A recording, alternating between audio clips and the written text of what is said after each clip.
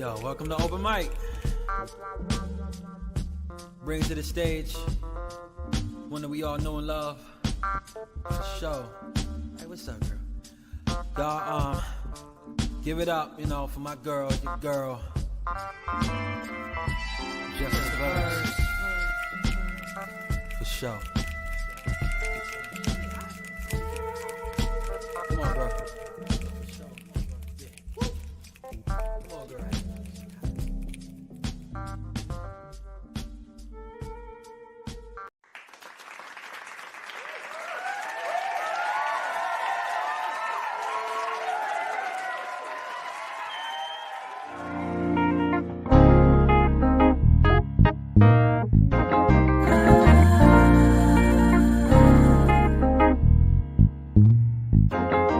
You look like a cocoa butter filled dream. Melanated, I deem a picture of perfection.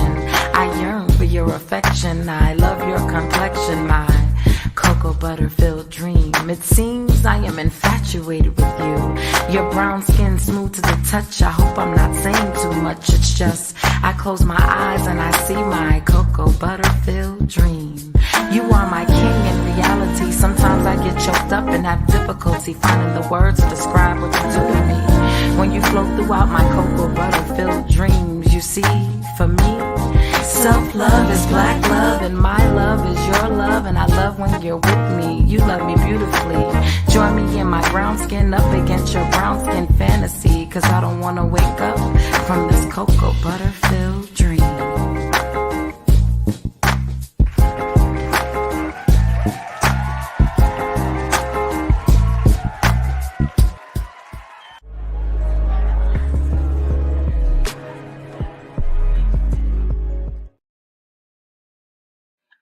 What it do, beautiful people, my melanated kings and queens. It's another episode of It's Just the Conversations, and I know y'all hear me say it every week, but I'm so excited this week.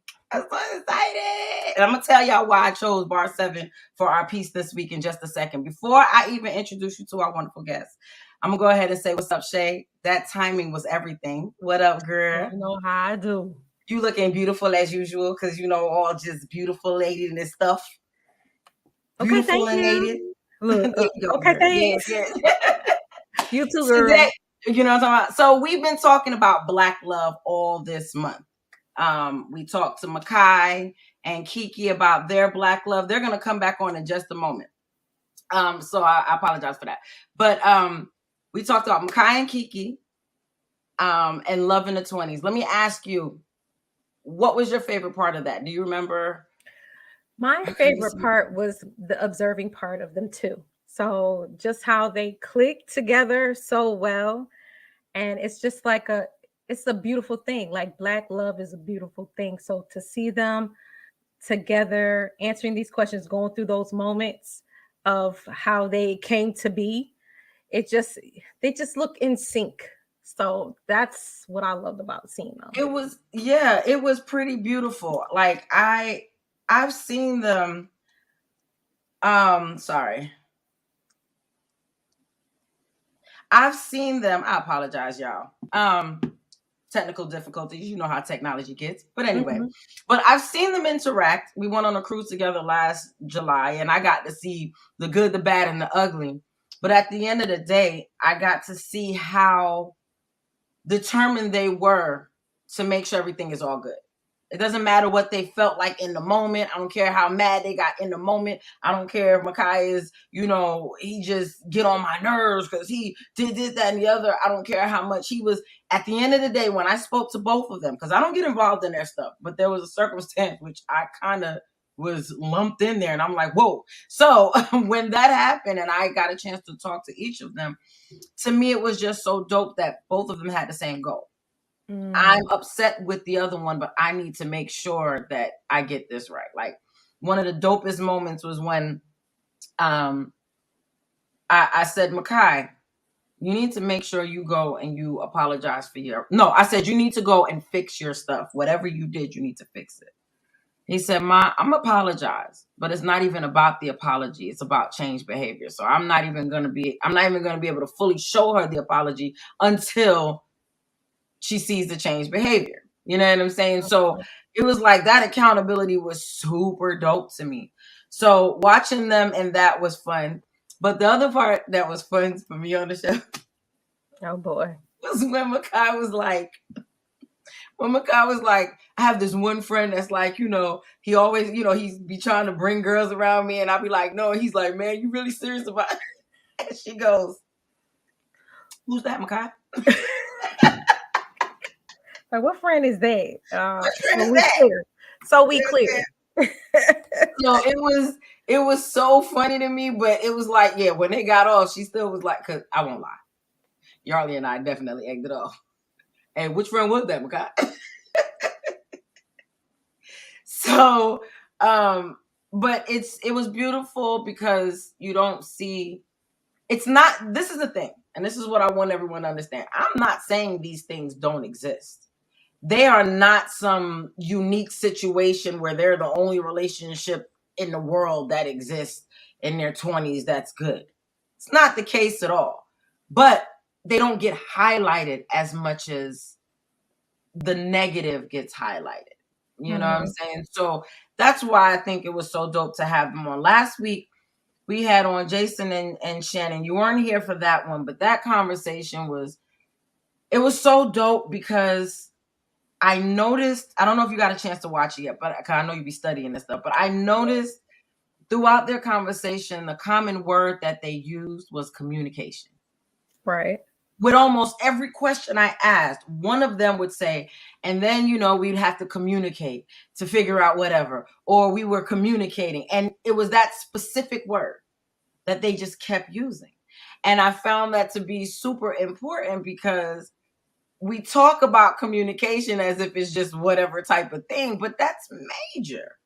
That's major. How many times have you gotten into a disagreement with someone that you love, someone that you care about on whatever level, friendship, relationship, whatever the case may be? How many times? And then at the end of it, when everyone's calm, when everyone is in their corners and you get down to the bottom of it, that's not what I meant at all. That's like all of that. Hey, hoorah for like. That's why I like to kind of like, okay, I'm mad, you mad. Let's just be. Right. You don't want to stay too long, but let's just be so we can calm down, so we can come back and really attack that thing, because it's, oh, I didn't mean that. And then it's like, oh, you didn't mean that? Because that's what I thought. Right. And especially in this age where a lot of stuff comes through text. Oh, God. A lot of stuff. I hate texting most of the time. I maintain you read text messages in your tone of voice. However, if you're feeling defensive, then this is how I had to learn. When was it? A couple weeks ago. I asked you something. Oh, I asked you if you were going to be able to come to the show. And you text back and you said, I'll try to make it, whatever. So then I responded, okay, cool. Or I understand, or something to that effect. And you responded, as I previously stated, I will try to make it. My initial thought was, did I do to you? And then I had to stop. And I was just like texting. That's why. This is rule number one for me. When it's somebody that I care about, I stop and I ask myself, did I do anything to this person where there would be a reason for them to have an attitude with me? Because even if you have an attitude, did I do something to this person for it to be directed at me? If I can answer, no, I didn't do anything, I don't take offense to it. I've had to condition myself, and it's something that I have to actively do. You know what I'm saying? But I had to condition myself. Wait a minute. The person could very well just be frustrated, bothered, busy, whatever the case may be. But because of my personal feelings, now I want to go lump myself into their problems, and they didn't even. So what did I do? I said, I hope I took happy. I was just like, no, Well, as I said before, I'm going to try to make it. You know what I'm saying? Like, that's the tone I was giving it. And it's right. like, So I text back I and I'm laughed like, when you text back. I was like, what? right. I'm like, I hope I'm misreading the tone, but I want you to understand that it really is okay if you can't make it because school is your priority. And then you did the wisest thing. You sent a voice message. That way I can hear the tone and what's going on. Because here's the thing also, I know you. Yeah. And I know how you talk when you're bothered. I know how you talk when you're overwhelmed. And sometimes the overwhelm isn't necessarily a attitude type thing, but you talk a certain way. Yeah. As I previously stated. Like, excuse me? As I previously stated, is one of those times when it's like, it could be an attitude or it could be an overwhelming time. Being that I didn't do anything to you, I said, okay, it's an overwhelming time. Let me go ahead and just, hey, what's going on? And then you hit me back. But it's all about that communication. I don't know how many times I've been in relationships with guys and had arguments, and you've been there. You mediated a couple. I'm so mad at this. Like, hey, you've been there. You talk about it. No, I'm talking about with me. You mediated some of this, right? You can talk about it. He was there. Stephanie, this is not that's not what he meant. Or you'll go to him. Now you know good and well that's not what she meant when she said like I need you to. let's not do this today. Let us not. Not today. Mm-mm. So that's the beauty of healthy relationships. And this month, as we talk about Black love, and I'm talking about Black love in terms of relationships this month. This isn't, it's self-love, yes, but because we've had conversations on Black love being self-love because I am Black, so therefore I can have Black love within myself. But we're talking about the relationship. And this is not to down anyone who's in interracial relationships or, anything like that. Or it's just sometimes things, It's like, just don't go there. Just understand that some things ain't for you. It's okay. Mm-hmm. This one is for both parties being melanated and loving it. Because I personally, I watch Ratchet TV. I'm trying to get her to stop, y'all. I really am. Like, she ain't gonna stop. Because it don't have nothing to do with me. I look at it and I say, yes, Lord, me glad are you. I may not be able to put my bills on auto pay just yet, but they getting paid on time, and I'm good. What does I'm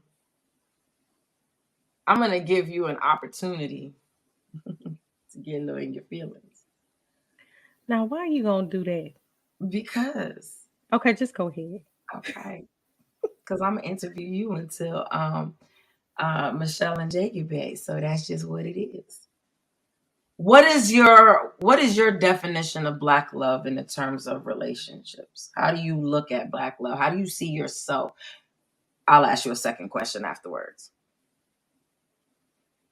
Well, I guess how I would view it is I'm trying to think back to the oldest melanated couple that I've seen and just seeing how they move. It's like clockwork, and they do it with such finesse, and they help their community, and they involve, you see all the grandchildren coming up, and like when I say grandchildren, not particularly blood grandchildren, it's just grandchildren, children from everywhere coming around and showing love. And I mean, that's what I always wanted. Like when I look in the church, the old heads, you know what I'm saying? And just getting there and reaching that, knowing that it wasn't perfect to get to that place. It took some, buffering and all kinds of stuff, but dear God, we made it. You remember Jet magazine? Remember in the back? That used to be okay, for all you youngings that may see this, your life suck. I just want y'all to know. Y'all don't have none of the cool stuff. Even the internet is cool. Forget y'all. You know what I'm saying? Turn Gym some magazine. pages. Look, turn some pages or something. Turn some pages. You know what I'm saying? You know what I'm saying? But I used to love the back of Jet magazine where they had all of those couples married 50 years, 60 years, stuff like that. And it's like, yo, this is super dope. I ain't gonna get 50, 60 years unless me and him live a mad long time, but I gotta meet him first. So we're behind. You know what I'm saying? But it's But he still out here. he out here. Let's get started. We got some years. But I just always thought that was so dope. And there was a time when generations really valued relationships and marriage. It wasn't unheard of for a couple to meet and 3 months later be married and actually last forever. And never once have I heard them say it was perfect. No one ever did anything wrong. But everybody wasn't so quick to jump ship. Right. See, the media and society will have you thinking that every black man jumped ship as soon as anything happened, and that's not the case. You know, a lot of us in our generation, our grandparents, on both sides of my family, the birth grandfather was not there. My dad's side, my grandpa Johnny, he passed away like right after I was born, I think. So I know my grandpa Warren, and they've been together since I was a little girl in Mount Vernon, New York. Okay. I'm gonna get them. And from my grandmother's side, whole long story, but my grandpa Aubrey, he was there forever. People learn how to stick things out, and I think that's beautiful. And sometimes you think that people are going to be together forever. It doesn't work out, but then they get that second wind at love. And that's what happened with my grandmother. That's also what happened with one of our guests coming up. You try to get your second wind? I need a first one. Can I breathe? Okay. But my grandmother, she was still cool with my grandpa Aubrey, but she went and she said, they're divorced or whatever the case may be, and she went out to Jamaica and said she saw the man dog and she saw him on her veranda and she said, I have to have him. I said, okay, grandma, get your man, boo. And that man loved her down to her dirty drawers till she passed away. You understand what I'm saying? So this week we have a special couple. And the reason why, before I bring them on, I wanted to say the reason why I chose that piece, bar 7, is because of a line where it says, self-love is black love. When one of the guests that's coming on, Michelle, her son and my son to this day are very close. They've been close since they were young, right? So I've been around Michelle a lot. And I remember when she went through her separation portion of her last marriage. And I remember being there a few times where Michelle is a strong black woman. You hear what I'm saying? It is. I saw a couple times when she got real vulnerable. But you know what else I saw shortly after that? I saw a woman fall back in love with herself. And when she fell back in love with herself, next thing you know, I'm looking at stuff and I'm seeing a different type of glow about this woman. So I chose that piece because of that line. Self-love is black love. And that's what she, like herself. It's not a cocky self-love. It's a she knows her worth type of thing. So without further ado, I'm going to bring on this beautiful couple. Okay. My sis, Michelle, and her wonderful husband. We're going to call you Jay. We're going to call you, huh? We just going to call you Jay. Yeah, Jay at work. Jay at work. How are you? First of all, you see all that melanin popping, period. Period. I know that's right. It's all inherent. We live vicariously through our guests. Wear it gladly. Huh? I said it. You said, what about the black? That melanin is popping. We have this.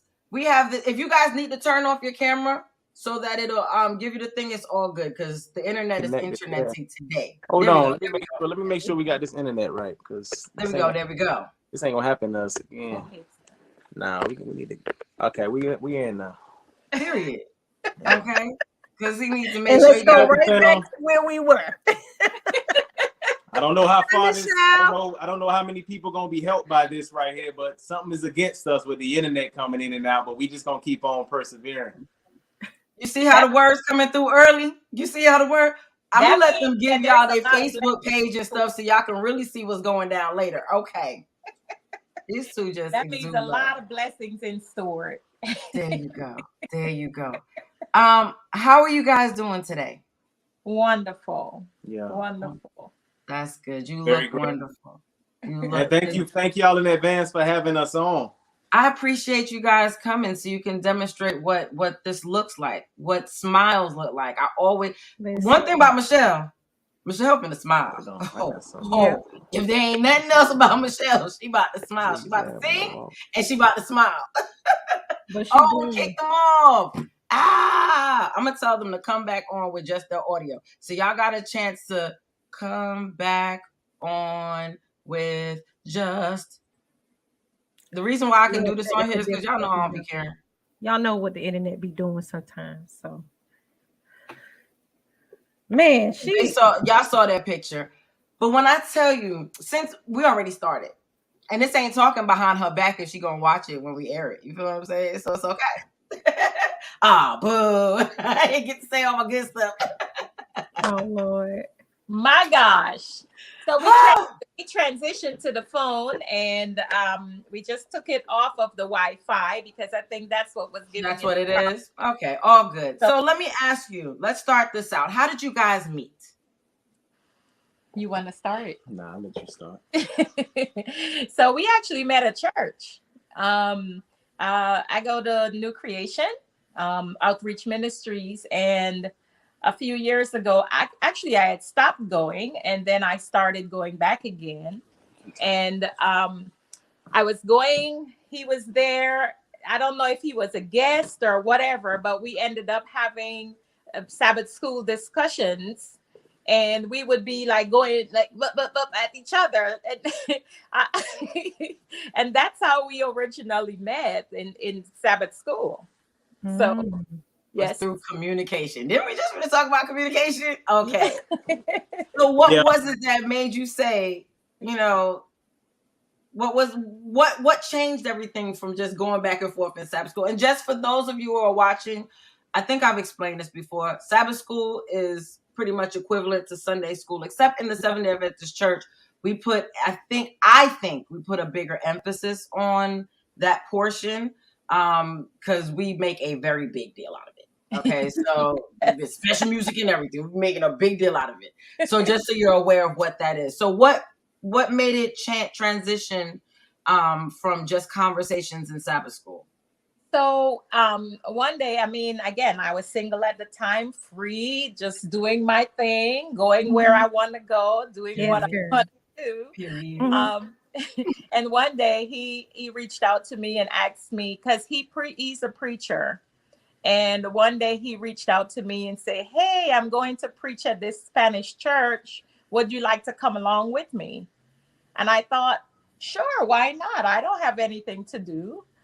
So I went with him, and just observing his interaction with people, I like him as a person. This is a great person. And then he wrote a poetry book, and at the Spanish church, he was selling some of the poetry books after church. So I said to him, "Have you thought of doing a book signing? Like, did you do a book signing so people can actually hear and see what this is all about?" And he said, "No, but would you help me do it?" So our friendship grew in that process because I helped him create the flyer, create the program, get the pictures together and get the food and all that stuff together, and just kind of collaborated with making the book signing come to life. Right. And after that, our friendship grew and we started talking more often. Now, I didn't. I really. Although I liked him as a person, I wasn't seeing this as like, oh, this is somebody I could be with, because he is much younger than I am, and I used to be like, Me too. I Y'all was know like me that and my too. track history, so I can't talk. But go I ahead. was like that too, Michelle. I still am. So, it was just a friendship that grew, and I actually started liking him as a person. And I think I invited him over to celebrate his birthday and so on. And then all of a sudden there was this interest there. And I was like, I Right now. love it. I love it. And then I said to him, well, I think I said something along the lines of, you're younger, and, I brought up some other things. And then he said, I just wish everybody would stop telling me what I want. Okay, Jay. He like, cut it out. So yes, that's how we got started. We started dating, and it just kind of grew from there. That's so beautiful. Mhm. I'm gonna tell y'all straight up. You're the third episode this month on Black Love, and all three of you started all three couples started their relationships the same way. We started as friends. We were just talking and communicating, and all three couples. This is so dope to me. This is really, really dope to me that all three of you guys took time to get to know each other as friends before pursuing anything else. So that is super cool. So Jay, let me ask you, at what point did you know? Did you know from the beginning? What point did you know that you wanted to pursue Michelle? Well, first, the part that she didn't share with y'all is that she left me quite a few personal letters that was on my car. Not on the car. Yeah, on my car.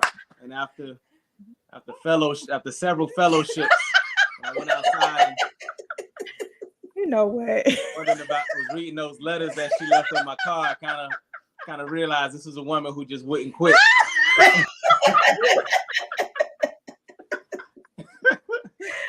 Oh my goodness. Yeah, but no, seriously, you say, when did I know? And I wouldn't say that it's just a one moment thing. It wasn't a one moment thing for me. It was just, as she was saying, a gradual build up as I started to understand that this was a woman who I can have not just any type of conversation with, but what we would call a conscious conversation with. As you shared earlier about Michelle, something that I co-sign is she is very self-aware, and I find that to be attractive. And when I realized during our experience together early on that she made something clear to me. She said, if this relationship doesn't work out, yeah, I'll be hurt, but I'll be able to move on from that. And when she made that clear to me, it actually was it made her more attractive to me because yeah, I told you that. I love it. Because it was refreshing. It kind of freed me from seeing her as a needy woman, or thinking that I was really needed in her life. It was just something that hit home for me to hear that. And I said, wow, this is a woman who is healthy within herself. And I can build with that. I definitely can invest myself into a relationship with a woman like this. So I would say, if there was a moment, that was a turning point for sure, when she realized, when she made that clear to me. You know what? I am so glad you said that. The reason why I'm glad that because I have chills right now. I have goosebumps right now from you saying that. The reason why is I've tried to say many times that I don't understand why a lot of the men that I meet Why do you want someone who needs you? Wouldn't you rather someone who wants you? I don't need you to pay this and pay that and do this and do that. But I've used it like, I don't need anyone to take out my trash. But I would love it if a man was here to take out my trash. I can take it out myself, But and I think that I've talked to just a couple of men that can that say what you say and agree with that whole thing. But it's like, it seems like it's hard for a lot of people to understand, because society has made it where we're supposed to just be damsels in distress, can't figure out anything, and we're just waiting for our knight to come and save the day. And I think that it's more powerful when both parties are secure in themselves, love themselves, and are able to do what they need to do from there. I don't know if they went all the way out, or if this just they're on their phone. They could have gotten it. Okay, I can still hear them. It's okay. And Michelle making that statement, that's a statement I more recently started to make, in terms of, if I get into a relationship, you've heard me say it within the last couple, maybe 2 years or so, I'll be all right if it doesn't work out, because I've been the type to be like, you've seen me, Michelle. Oh, I'm gonna die. It didn't work out. But there's beauty in seeing a man and hearing a man say that. It's so super dope. Yeah. I think too, Stephanie, that there's something about growing into knowing yourself and growing into understanding that I am not in need of anybody else. And the truth is, once I made that declaration to myself, I felt a little bit more free. Now, that isn't to say that that you aren't grateful, like you said. I don't need you to take out my trash, but it is an absolutely wonderful thing to know that you desire to help me in that way. And I know with Jay, one of the things that started to catch my attention with him is, once we started having a relationship, it was really about getting to know each other. And you have to be willing, in the process of getting to know each other, that if you discover that this does not go together, that you are willing to let each other go and be. And for me, that's what I wanted to make clear. We are getting to know each other. And in this process, there's growth, there's understanding, there's discord where we don't always agree. But one of the things for me was having a man that respects me for who I am. Being strong, I say to Jay, being strong to me is not necessarily a compliment, because a lot of times as women, we get thrown in this strong category, and it eliminates our femininity. And that is not something that resonates with me at all. At all. I can be resilient, and I can be able to do the things that I have to do when I have to do it. But I still desire to have a masculine partner that we can come together and make this oneness. And one of the things I observed with him very early in our relationship, like, for example, he would come over to visit. And if there's a need in my house, for example, my back window was without a French gate for the longest while. And one day I came home and there's a gate. I'm like, whoa, what's going on? I know that's right. and just different things that around, like, that I didn't get to do for so long. And I just voiced that I have a need in a particular area, and he would just meet the need. Like, whoa, wait a minute.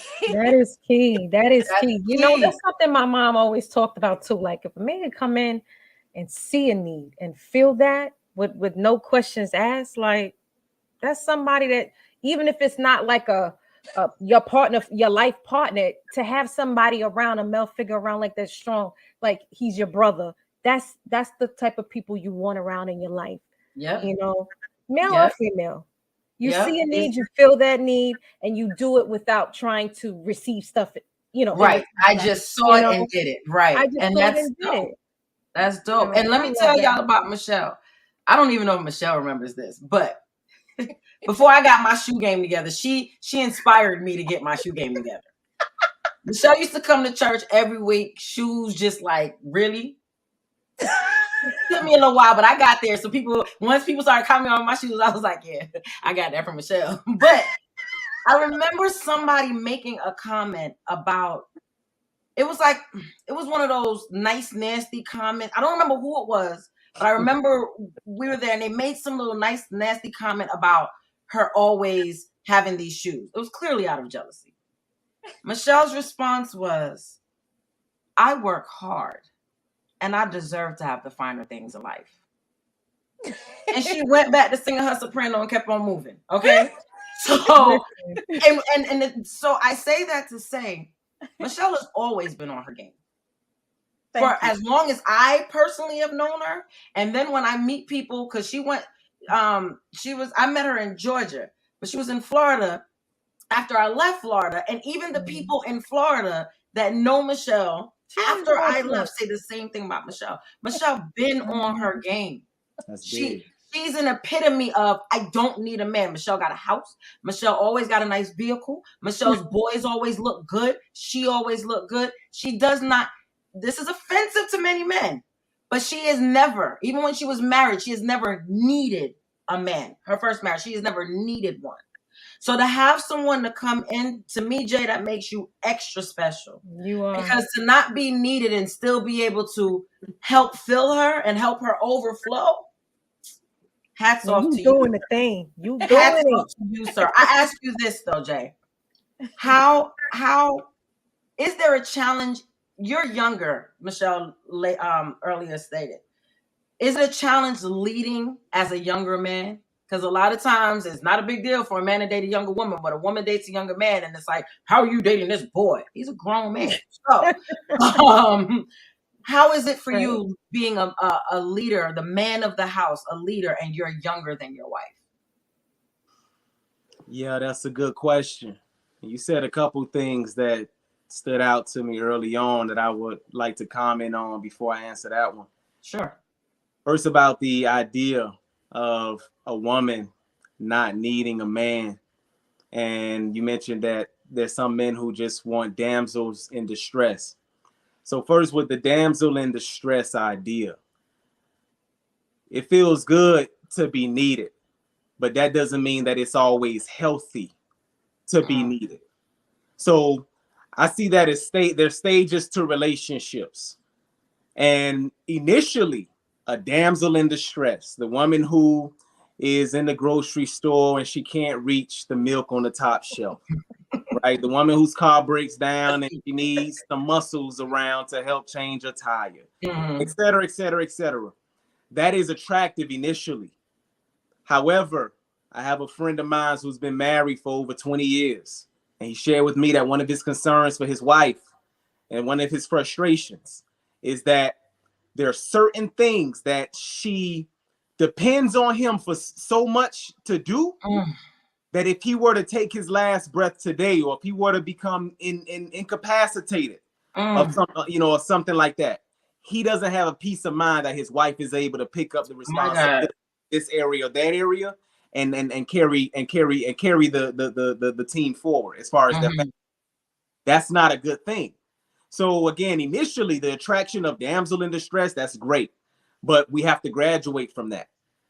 And I think that in the long-term relationships, most men will let you know that it's not that they want their woman to remain in a needy state, but it does feel good when she knows how to play her cards in a way where she makes me feel like I'm needed, sometimes more than I really am. You know, like, I know you can do this for yourself. I know you can do that. I know you can drive yourself to the gas station. I even know you can get out and pump your own gas.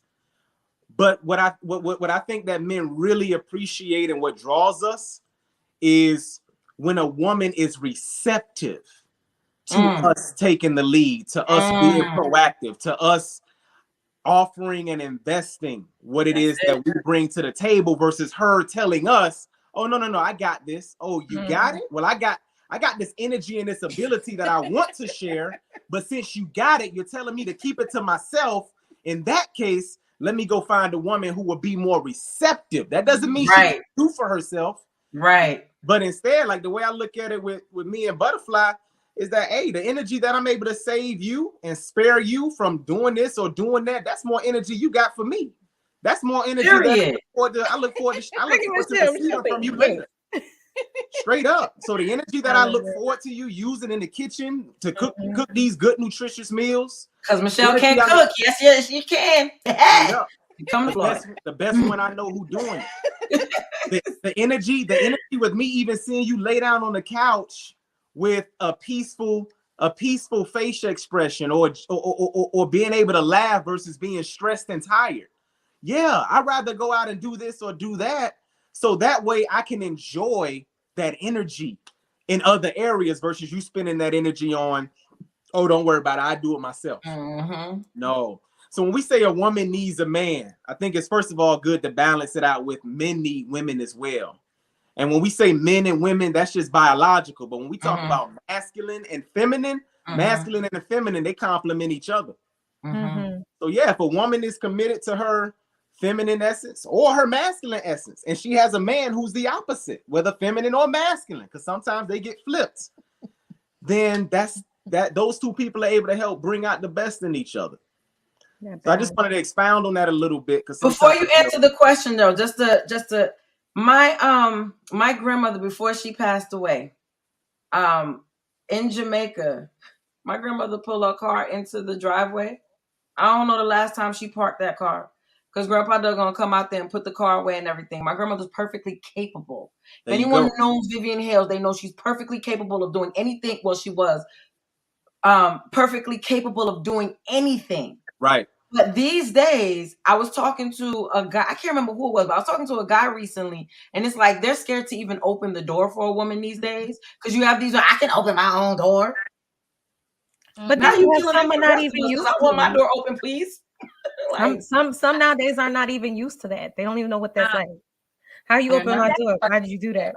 Like, so you can get out. You say they're not used to it, right? Learning how to be receptive. That's something that we have to learn. And as well as men too, we have to learn how to be willing to take that risk to put ourselves out there, because it's not a good feeling to be rejected. So if I do attempt to do this for her, what if she rejects my efforts? Some men aren't at the place where they're able to bounce back from that or redirect that focus. It just crushes them. So then you got it on both sides, where you got some women who are just not at a place yet where they know how to open up to receive. So I see there being an opportunity on both sides for us to really just learn how to live with more open hearts than closed hearts. And that's I realize that there's a lot of unhealed trauma and different brick walls we all are behind in different areas like that. So it's got to be healing for sure before we can build healthy relationships. Yeah. And I think that's something that we were determined to do even in courtship. Still are. Because in courtship, we did a lot of reading together. We started having devotion together. We spent time learning things together. Even, I mean, for in our relationship, like before we got married, Jay was like, oh, no sex, no sex, no sex. Even for those intimate things, it's a learning together. And he taught me, because I'm like, yeah, sex, yes, sex. Yes, sex, yes, sex, no. Like, hello. Right. But there are things that we help each other to grow. We help each other to grow because we're both determined to be in good health. And he always say to me, healthy people create healthy relationships. Amen. You've got to work to being healthy if you're going to have a healthy relationship. And that's something we just were so determined. We prayed together, we just worked together. And that's something that I truly appreciate about him, because I'm like, this is, and you talk about chivalry. Listen, um I don't have to go to fill my car with gas unless I'm far away and I absolutely need it to get home. I don't He opens my door. He's been doing that from day one. Period. We are going 4 years, a little over, and he does that every single time. It's not something that and the times when I attempt to do it myself, he'll go, "Oh, so we just getting our own doors now." Oh, so you just opening doors now, huh? But you close it back real fast, like, you know. Right. That's I'm beautiful. sorry. So for me, that's what this is about. This is about just reciprocity, being able to rest in knowing that he has me, and for him to rest in knowing that I have him. That's beautiful. That's beautiful. Yes. And I just want to add something else when it comes down to a woman knowing how to allow her man to take the lead on certain things, particularly in caring for her in different ways. You mentioned how some women they don't know how to open up to that. Again, I'm very sensitive. You mentioned Black love, and I'm very sensitive and aware of the reality. I'm not gonna say it's only within the Black community, but I have noticed a pattern within the Black community where we really don't understand, for them, and speaking in general, relationship dynamics. We don't understand how to play different roles within relationships. And I'm saying different roles because when you're in a relationship, as seasons change, your role may change. There may be a time where I need Butterfly to take the lead on something, but it helps when she knows how to also play the role of taking the back seat, and also vice versa. When I know how to play the role of, okay, this is her expertise, let me take the back seat and follow her direction on this one. So learning how to flip and flop, where you know, hey, I can open up my own door, but hey, this makes him feel good, so let me go ahead and let him feel good. I'll wait for you to open up my door, baby. You know, little things like that. Just understanding that ultimately you want the best from your mate, because if if you're helping to create and build and nurture the best in them, then they're able to give the best to you. So hey, why not? You know, why not? Once I learned that this is what helps to, you know, helps to keep you going. Stephanie, you asked the question earlier. I didn't answer that question yet. Yeah. Oh, because we went off on a tangent, but I remember. I just wanted to get all of this because I'm trying to take notes so that by the end of this year I can have me a man. You know what I'm talking about? So I'm trying to make sure I fix me and make sure I'm open and all that type of good stuff. Taking right, notes, you know? Okay. That's right. About that question though, I wanted to build up to get. No, to I got you, and I'm with you. You just let me know when you're ready for me to go. I am ready. Go ahead. You can. Yeah. So to reiterate, for anyone that watches and like, what question? I was asking because of the age difference. How is 12-year age difference, by the way. 12-year age difference. I only went 10. You know what's crazy? The last boyfriend that you know about, Michelle, and the one that came after, same birthday. Why? I don't know. Both of them 10 years apart, same exact birthday. This is what I did. For me. Your boyfriend? My last two. 10 years apart. I mean, 10 years younger than me, and both of them had the same, down to the day. They were born hours apart. It's craziness. But for your 12-year difference, so right, okay, that puts it even clearer in my mind. How do you handle? Hey, if you're gonna have us on, we're gonna keep it straight. And before I answer this question, let me make it clear to y'all in the audience.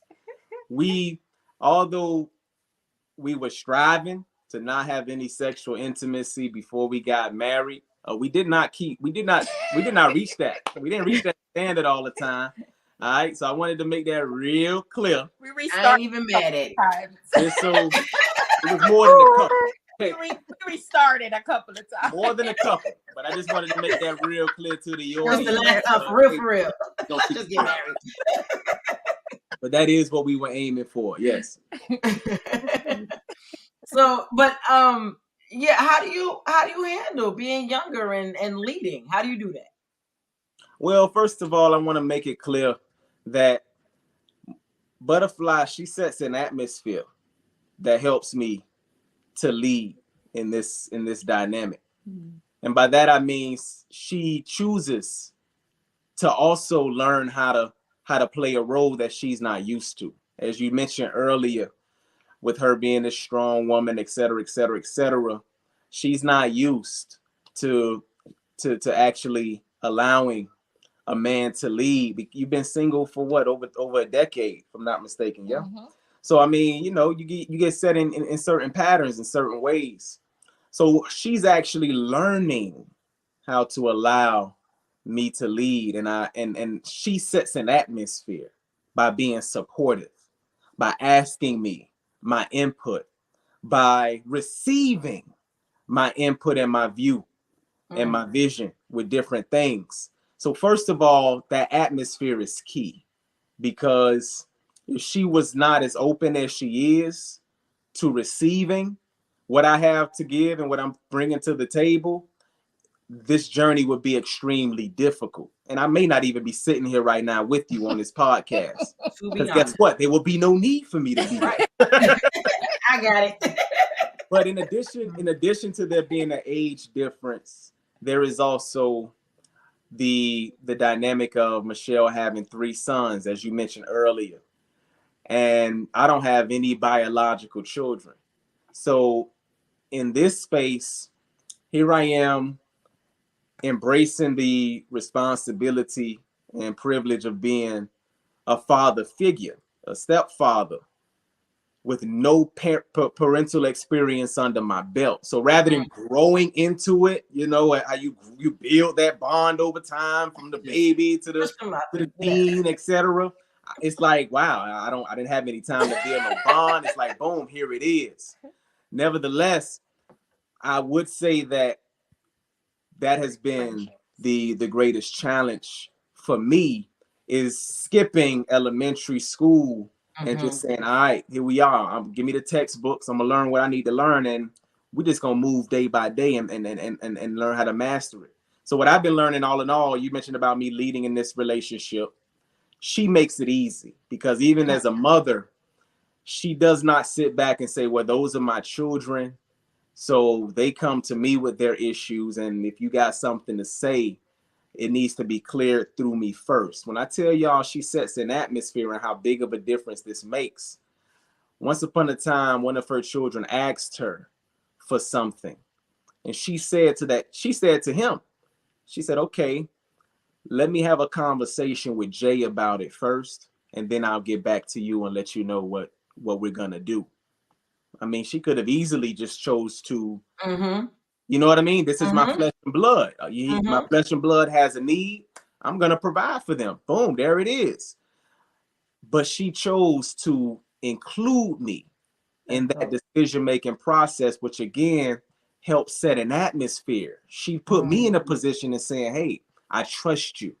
And when a woman makes it clear that she trusts you, it changes everything in regards to how you lead and whether or not you choose to embrace the challenge of leading. So yeah, she's part of my fuel. The other part of it is God Almighty. And as far as that goes, she just lets me know, Jay, I trust you. And that helps me day in and day out to continue to rise to the standard, because she has a standard of excellence about her. And every day I'm challenging myself in some way or another to step my game up, to learn more, to grow more, to advance more. Because ultimately years don't equal experience. You got 50-year-old boys out here. So that helped me understand that it's more important for me to live with an open heart. Open heart is able to be taught, is able to be trained, versus a closed heart. But again, I have to just emphasize that she helps set that atmosphere for me to embrace that role of leadership. My dad once told me, he said he didn't start to mature until he hit 40. He was just out there living. Because my dad, he's retired now. But he was a comedian. He was on the road all the time. He's meeting all these different people, living his best life. And he told me it wasn't until he was 40 that he started to mature. And you also mentioned roles and life presenting certain roles to where you may have to switch on things. He's another example of that. My dad is a good 30 years older than Carrie Ann. First of all, that was funny because Carrie Ann's a little younger than me. So at the wedding, I was like, you do realize you're a grandma now. You know what I'm saying? You're a stepmom and a grandma. She's like, oh my goodness. But when he retired, because he was on the cruise ships doing shows, and he'd be gone for long periods of time. She's younger, so she wanted to have kids of her own. I've been an only child for 40. At that time, I was 41, about to turn 42 when they were born. And my dad decided to retire because she wanted to continue to work. So he became the stay-at-home dad. So he's the one. It's so funny. When she comes home, he fusses at her like a mother. You know what I'm saying? Like, don't let them do that because he's going to do whatever. Why would you? And I'm just like, yo, will you give her a break, bro? Like, did you cook dinner yet for her? But, being able to be open to that, to where my father is now, in my eyes, a better father, a better husband, a better man at his age now than, even when he wasn't horrible, but he's allowing that growth. And Carrie Ann does not need my father. Carrie Ann's family, they hide out in these streets. Okay. So she doesn't, but she allows him to take that role. And I think that that's beautiful that you said that. Michelle, how do you humble yourself as someone 12 years older than this man? Because I've run into this before. It's something I had to work on because I was a fixer. I wanted to fix everything because you don't know yet because you're not my age. You haven't been through this yet. So I kept on trying to fix stuff and ended up causing bigger problems. So how do you humble yourself to allow yourself to be open, to allow this younger man to be the man of the house? Mm-hmm. Well, Stephanie, one of the first things I learned very early after my divorce is that I am not a fixer. I am nobody's savior. Because it leads you into situations where you find people that need fixing. Okay. And when Jay and I met, I was already in that place. I am not a fixer. I am not a savior. Therefore, I'm not looking for anybody to fix or save. And his maturity is what allowed me to actually just stay in a place of observation. And what I observed is a man, just like he said about me, that sure of himself. He was certain and sure of himself.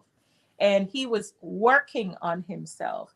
I didn't meet somebody who was still trying to, run the streets. Mm-hmm. He was sure of who he was. He's a man of God.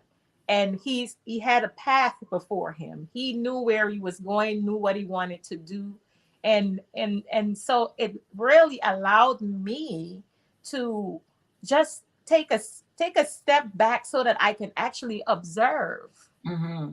So and it's something I used to pray about. I prayed about it quite a bit because I realized, like I told you before, this strong woman thing is just, it's just not, it doesn't work in a relationship with a man. It's like mano hermano. No, we're not doing that. You know what I mean? So for me, it was really from a place of observation that I grew to respect his perspective, that I grew to respect his spirituality, that I grew to respect his direction, his values, and just observing him as a person, he helped me to relax. He helped me feel good. This is not this. Listen, it was more like, sister girl, I don't need you either. It's way more beautiful when you're wanted. So he wasn't a needy man. He didn't need me to help him be a man. So come on now. We got hope, girl. We just gotta take notes. We just gotta take notes, girl. We good. We gonna be good. So it was he say I make it easy, but the truth is he's made it super easy for me, because before I was generally a person like, what? What? You don't got what? Right. But So, he was so on his game. And let me tell you guys something, because I know a lot of times it comes down to financial security. mhm. And it comes down to this man. I broke down. My car went out of service. We weren't engaged. We weren't even in a place where we were even talking marriage yet. And it's like half the money, bam, this is to go towards your car. Mm, He was willing to put his money where his mouth was. mm. And he did that over and over and over again. And I could sit back and say, okay, I've been doing this for so long, so Right. therefore I have opportunities to make more money and all this kind of stuff. It didn't matter. Mhm. It didn't matter. For him, it was like, this is my responsibility. Mhm. And my gosh, I tell you something. Period. He won me over Period. with that. Like, I mean, a lot, because I was like, wow, he doesn't like need me. Like, Right. he's not relying on me to handle the business.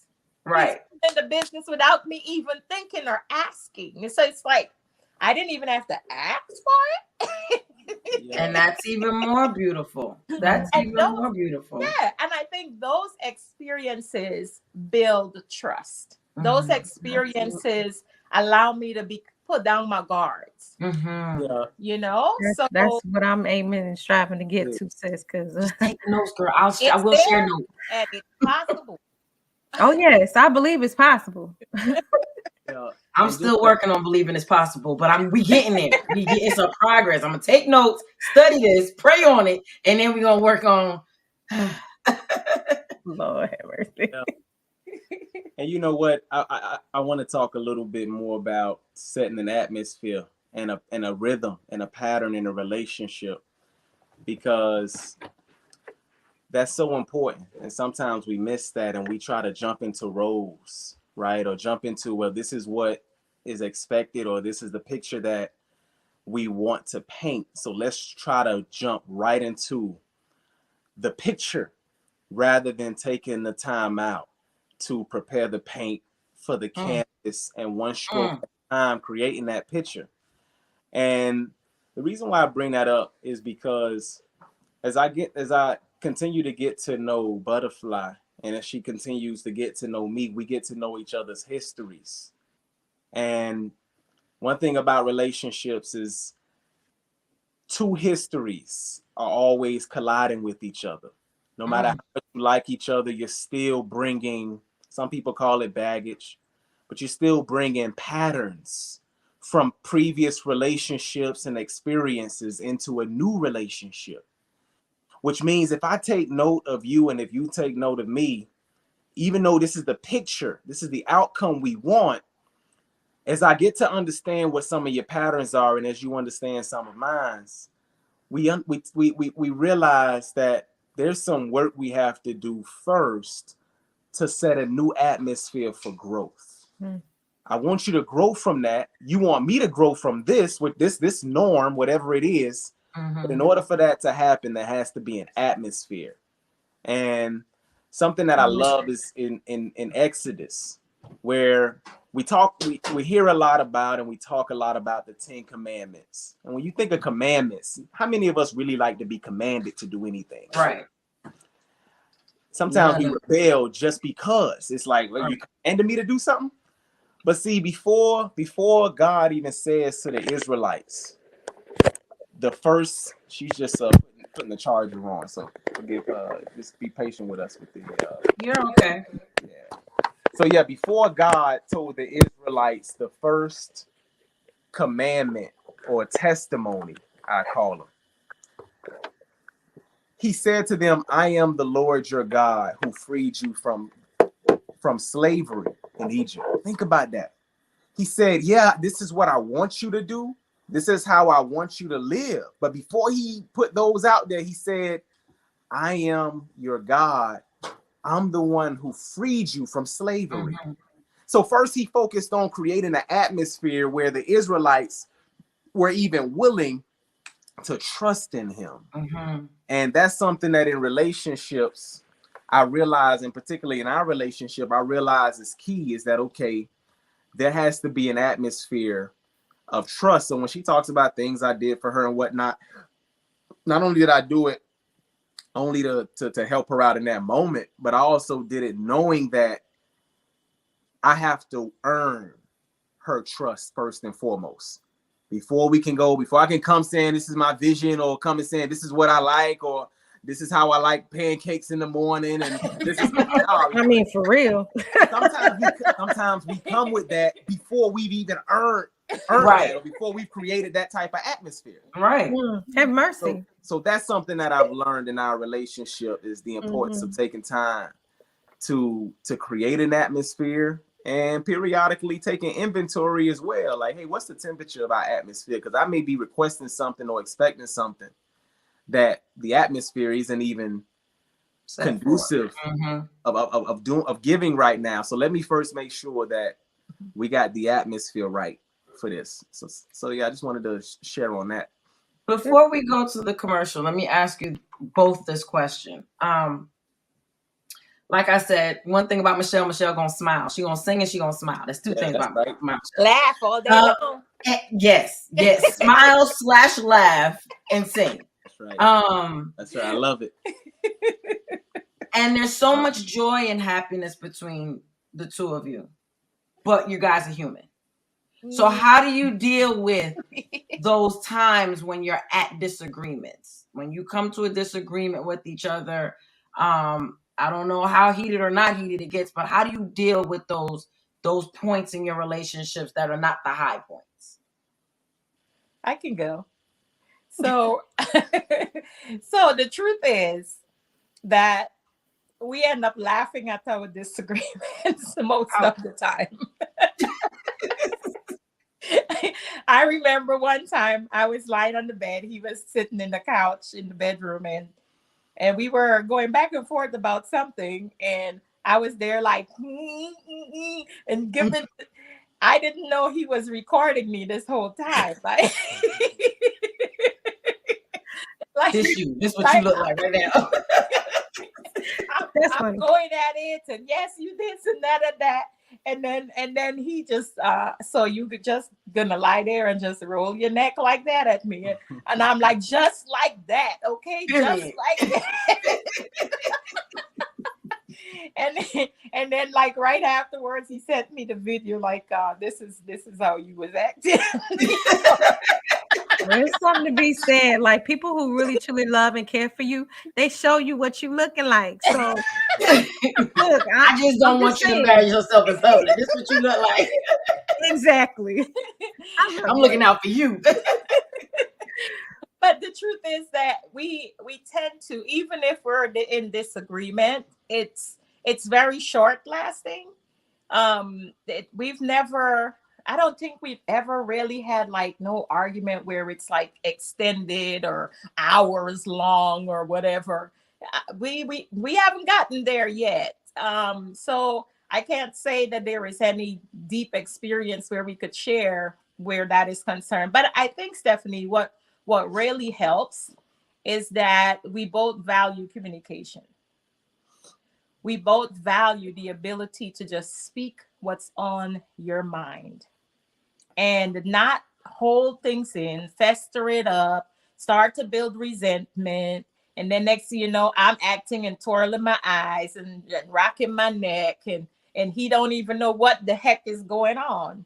And I think we've developed communication in such a way because that is the foundation of our relationship, is being able to talk and just be able to talk about anything, that even if we are not in agreement, we're able to just talk it out and come to a compromise very quickly. And again, I think just, I don't know, the cohesiveness of the everyday things. We still go out on dates every week. We have date night. We're still friends.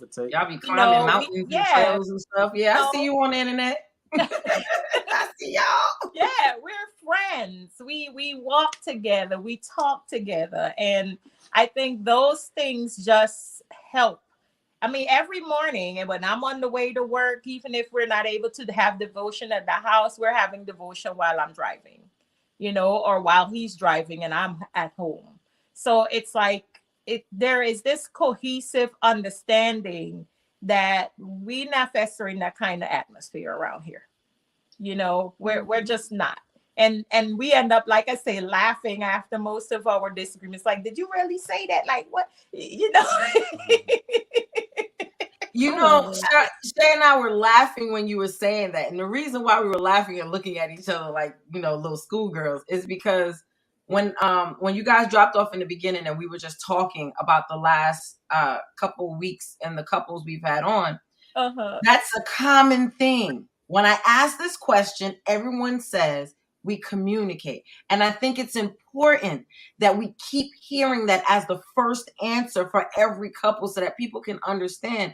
Because what Shay and I were saying earlier was, how many times have you gotten into it with somebody and y'all just, and later on when everything is calmed down, you go back and it's, oh, that's not even what I meant when I said that. So you just spent all this time arguing, and at the very beginning, it was a miscommunication to begin with. And had you just stopped for a moment, taken the time to respect each other and just talk it out, or even if you need to walk away for a minute because you know where it's going, and then come back and communicate, it can resolve issues before they become big. So it's so refreshing, so beautiful. I got to a harsh time in my life where I don't want to communicate with anybody. You know what you did. But I had to come out of that because sometimes people don't know what they did. They don't. Yeah. Sometimes they're completely oblivious to it. And the other thing we were talking about was if for instance, I was using Shay as an example, if she says something to me and I feel like it's an attitude, I got to stop and say, wait a minute, did I do something to her? Now go back. No, I didn't. She may not even be upset with me. It may just be. So before I go lashing back out at somebody, find out what's going on, But I love that you said communication first and foremost. Before we go to commercial, Jay, did you want to add to that? Well, first, when she says every week we date and every morning we have devotion, I just want to make it clear to the audience, every doesn't mean always. There are times where it's like, hey, we haven't been on a date in like 2 weeks. Well, we got to get back on the ball. Or hey, we remember we put off devotion yesterday morning for this reason or that reason. Let's get back on it. So I just want to help paint the picture to everybody listening that part of being successful in anything, not that we've arrived, is learning how to get back up. Learning how to get back into your rhythm. It's not just about always getting it right. And with the disagreement part, and look, as long as we make it our priority to respect each other, I mean, we can work through anything, because it's when that respect is lost that I think disagreements go to a whole nother area where we start to really destroy each other with our words, with our attitudes, with our actions, and destroy the relationship when that respect is lost, and so that's something she works on, and she does a good job at it. And that's something I also work on. And another thing too is when I say respect, to give you an example, if I let her know that, hey, I'm not ready to talk about that right now, let me sleep on that. She's not pushing me. No, we need to deal with this now. No, you wake up because I need an answer now. She trusts that you're going to come back to that conversation. Say that again, Shay. She trusts that you're coming back to that conversation to finish it up. She knows that's beautiful. And going back to the atmosphere that we set, right? So that's true. Good point. So so when it comes down to it, because if I don't think she respects me enough, that when I say, look, I need some time, I need some space, I don't even want to sleep in the bed with you tonight, let me go sleep on the couch so I can clear my head. When she lets me have that space, it actually confirms to me something that helps me to see that, okay, she's not trying to force me to do anything. I want to return to her with a clear head. versus her trying to force me into a corner saying, no, we got to deal with this right now. Right. I So hear that, safe space. That's what I hear the whole time. Safe It's a space. safe space, you know, and with respect and love and growth, and you can just do anything after that. You know, Yeah. I cannot wait to communicate with my husband. Period. I'm ready to talk and grow and build and love and have a safe space. Because I think that's what a lot of women, single women, and men are looking for, safe spaces where they can be free to know that if I say this to you, you're not going to just dash me away after, you know, I say 2 words. Straight I'm up. hurting, you know, that you would take your time to get to know and understand who I am as an Straight individual. up. You know, those things that I think I'm just going to have something where we just going to have a little mixer or something with like-minded people. That's why these conversations have been so dope, because I've just there are times when you're single woman, because I can only speak for me as a single woman, because that's right. who I am. There are times when I'll have conversations with some of my girlfriends and we understand what we're saying, but we wonder if we're the only ones in the world that get this. Like, for instance, I don't need, but I want safe space, being able to communicate, being able to say, you know, he says, I don't want to talk about it now, being able to be like, I bet, walking away. I wasn't always like that. Now that I've learned a lot of lessons, I just want somebody to come so I can be like, hey, let me display my lesson. You're right. But hearing that, you'll be there when you least expect it. There you go. That's why I said we about to go on some trips, and I'm just gonna go to each city and be like, I'm here, just present myself. I'm here. Approach if you shall. But it's refreshing. It's refreshing to have this conversation and to hear both of you come in and say, but we're not perfect. Because we may not have done this the way that they want us to do it. We may not have done that the way that we may, you know what I'm saying? We may, whatever it is, you're making sure it may not be every week that we go on a date, but we recognize that we've been missing some time. You know, all of those things to let those that's watching, those that are single and who want these things in life, especially, I'm over 40, Shay's over 40. You were over 40 when you guys met, right? Oh yeah. Okay. So because you're only a couple years older than me. I remember when I turned 30, Michelle looked at me in the house. She said, listen, 30 is okay, but you're not gonna really understand it till 31. Something about 31 just I've been telling every 30-year-old that since, because you were right. But it brings me to the phrase, and I actually have a jacket with it on it, but it brings me to the phrase, perfectly imperfect.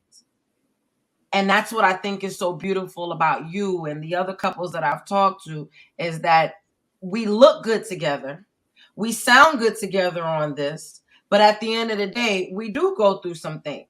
Because like I said on the previous show, I personally got to a point where I didn't want to be married, because every married person I talk to, marriage is so hard.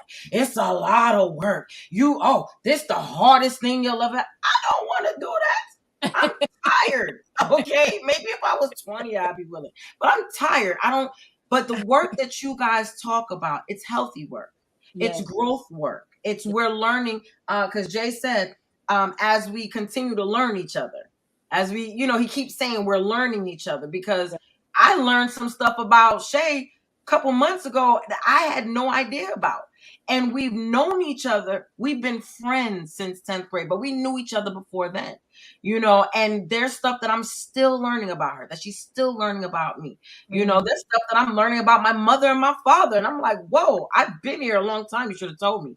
But, that's the type of work that I like to hear. Yes. The work on just us growing together as a unit.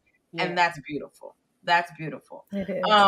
We're going to go to commercial. On the other side, I'm going to we're going to have our last little words or whatever, but I want you guys to think of something that you can tell all of us to give us hope for the future.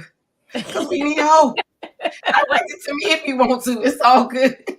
Shay, you can listen too, but just something that could kind of bring it home for all of us. And we'll wrap up a little bit after the commercial, but we'll be right back. Stay tuned, y'all.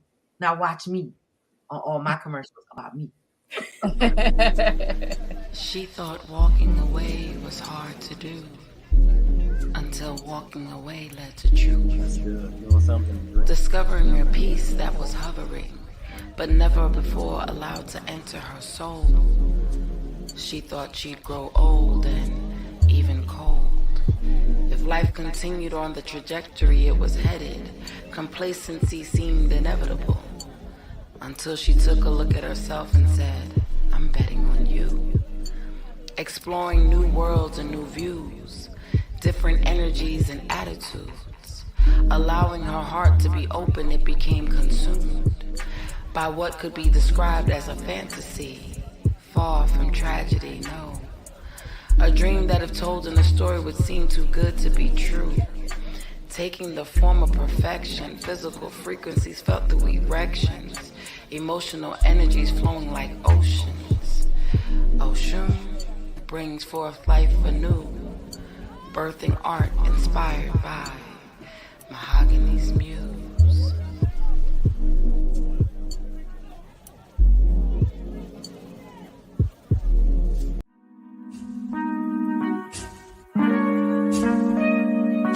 30 is only a dream away, and Jess Copeland can feel it.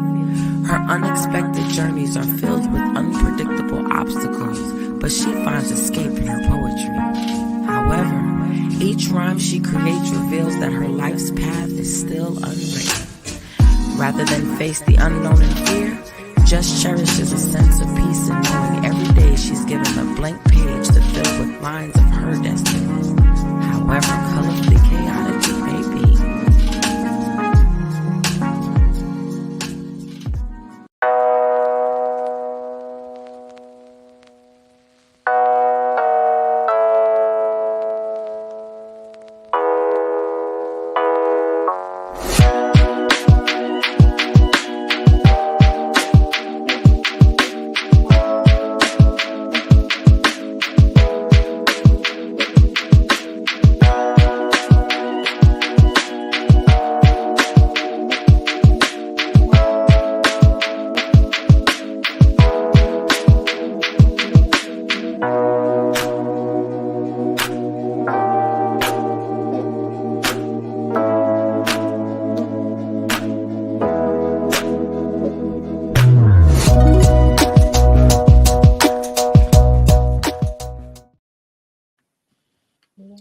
And we are back. So remember our do unto others for this month. The most requested items in homeless shelters: t-shirts, socks, underwear. So I am encouraging you as many times as you can. Go get some socks, some t-shirts, some underwear. Donate it to a shelter, or if you see people on the street, go ahead, throw a little $5 in there too if you got it, and give it to them, and do it as many times as you can until our next do unto others next month. And if your birthday falls on this month, remember to get a gift or a card and give it to someone that has helped you get through the last year of your life and say, hey, thank you for helping me get through the last year of my life. Here's a little gift or something for my birthday. Okay, so we are back with Michelle and Jay. This has been a great episode. And everybody here, we say it all the time, but this is my favorite episode. I say it every week. It's not my fault. My show just gets better and better. That's what's up. I thank you so much for being so open, vulnerable, and willing to talk to us about your relationship, to be so candid about all different parts, not saying no to any questions that I ask you or shying away from anything. Because again, like I said at the beginning of the show, it's important.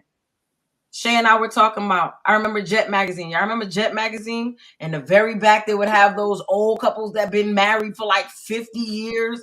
That is super dope. And I think that, many generations were able to do that because they saw it, right? They're not seeing it as much now. We need to help this generation. So I thank you guys for helping to show that these things are possible. Before I give them their word, Shay, did you have anything that you wanted to say? I love you guys.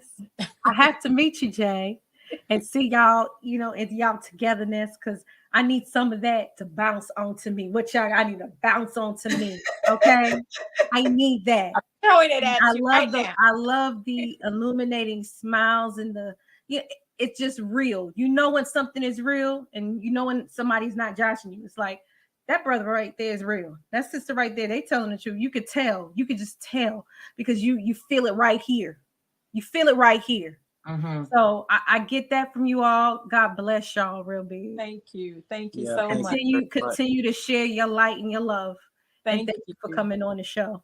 That's all I had. Most definitely. So I'm gonna let y'all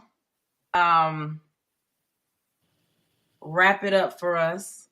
Down there on the bottom, there's something there. So first of all, I want y'all to tell us what that is, and then leave me with some words of encouragement. Forget these people. If they catch it, they catch it. So tell them what Conversations with Courage and Butterfly on Spotify is about. Mm-hmm. So it's a podcast that we started. Actually, we were doing just some what we call video documentaries. It's really when we walk and we have some moments where we're having these conversations. Yeah. And we would pause and say, you know what, this is something that someone else could probably benefit from. And Jay would pull out the camera and say, okay, let's do it, And so we've gotten really great feedback about those conversations on Facebook. And someone said, well, why don't we just, start a podcast and so you can widen. Yeah. And I thought it was a great idea. Mm-hmm. Jay thought it was a great idea. So we decided to go ahead and get that started. And, it hasn't really taken on a specific format as yet, because We've only done one episode. Yeah, it's really just we were trying to figure out, well, what avenues are we going to take? But in the meantime, we have one episode talking about accountability that we decided to share, and we plan on just kind of adding to that on a weekly basis so that we can share what we've been growing and learning. And hopefully it's a blessing to someone else. Yeah, and above all, we're just inviting people to have conversations about things that we found value in. And one of the ways to help somebody open up to experience something or to think about something is to first be open before them. Mm-hmm. So that's what that's all about. Mm-hmm. Just to start stirring up some conversations that we find valuable, and just inviting others who would like to listen in to tune in as well, hoping that it'll stir up conversations in their lives. Yeah. Love it. As far as the word of encouragement, well, listen, I got my notes. Listen, I'm talking to my sisters, okay? And what I've grown to learn, even before I got married to Jay, even before I got into this relationship, is that you've got to take time to really get to know the you in all of this, in this human experience. None of us are exempt from hardship. None of us are exempt from circumstances that make us feel down and out. And none of us are exempt from this human experience. But we do have hope. We do have a solve, as I call it. We do have resources available so that we can become stronger, more resilient to life, more into who God created us to be. And in resting in that person, in knowing that my Father has me, it's enough. And when I say my Father has me, I mean everything I need, including a partner, including companionship, including my money, including my ability to serve, what I do to serve others. I know that my Father has me. So when I get to that place, it doesn't matter what comes my way, because again, I am not exempt from this human experience. My only trust and hope is in the Lord, who is my safety and my guide. And I look to that at all times for guidance, for wisdom, for knowledge, for understanding. And I pray for eyes to see it when it comes. Because sometimes, like we were having a conversation today, that your eyes can be wide open, but you still can't see because you're not blessed with a spirit of discernment to know, well, is the Lord leading me this way or that way, or what? Should I be standing still or moving forward? And we need sometimes to just get quiet within ourselves and stop fighting so much. Like we spend so much time fighting against life that we miss out on living life. Being contented exactly where you are and trusting that you will get what you need to move forward. So that's what I would encourage anybody, my sisters, my sons, just to get comfortable in resting in the Lord and asking for guidance in every aspect of your life. In all your ways, acknowledge God and allow him to direct your path. That's right. Allow him to direct your path. That's it. Yeah. And that's period. I have nothing else to say. I'm good. That was too good. Thank you. Okay, so I thank you guys again for joining us. This is why all the technical stuff was happening, because it was like that, but you see, we got it done. Period. Okay. It was worth every moment of it. I thank you for adding to this conversation. I thank you for taking time out of your day to be able to come and sit with us today. You didn't have to do it, so I appreciate it. It's good seeing your beautiful face, Michelle. I miss you so much. You're one of the few people. Right back at you, sister girl. One of the few people that I really miss, but I do miss you, baby girl. And Jay, I thank you so much. I thank you for coming on the show and all of that, but I thank you most for I saw Michelle when she was in a shaky spot. And then, like I said, I saw her grow into falling back in love with herself. So I thank you for coming into her life and adding to the beauty of who she is, because she was already 100% beautiful. You're giving her that overflow. So I thank you for putting that smile on my friend's face, for putting a smile on my sister's face, because she deserves it. Michelle, you deserve it, and just based off the energy and everything and the fact that she's giving it, I'm assuming you deserve it as well. Okay. Yep, so do. Question about it. There you go. I thank you guys. Where can people find you on social media to see your videos when you going on your walks and stuff? I'd be like, I want to walk. Well, we both are on Facebook. My Facebook is Jeremiah C. Courage, or C. Riley. The C stands for courage. So it's Jeremiah C. Riley. And you can find Michelle Marks Riley. So, but we post them on Facebook, and that's where we also post, we're starting to post our link to our podcast as well. So we're still working on building. Yeah, we're still working on building the podcast so we can make it available to more people. But for now, you can find it in a link on our Facebook page. Well, my goal is to get so many people asking you where the next episode, that you have no choice but to make more episodes. So if you notice people just hitting your inbox out of nowhere, it's because, hey, it'd be like that. So that is all that we have for today. Shay, thank you for joining us today, because, you be having your stuff to do too. So thank you, beautiful lady. You're welcome. It was a pleasure being here. I got a bunch of nuggets. So, hey. There you go. I got my notes. Yeah. We will see you next time. And I'm sure you guys will come back, because I'm going to invite you back. And y'all are going to say yes, because we love each other. Because we love you. Okay. Thank y'all as well for having us. It's been a privilege.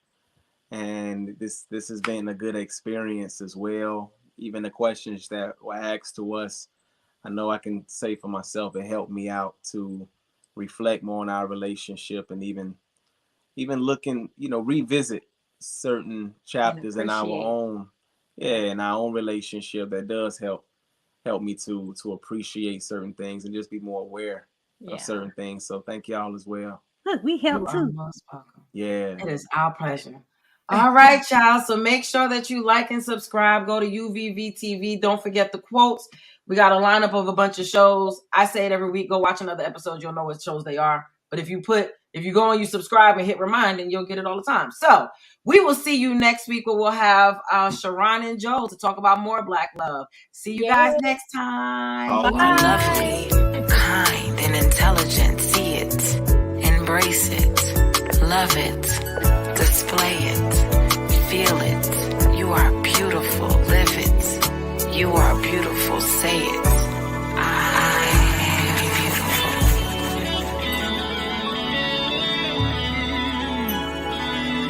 Say I am.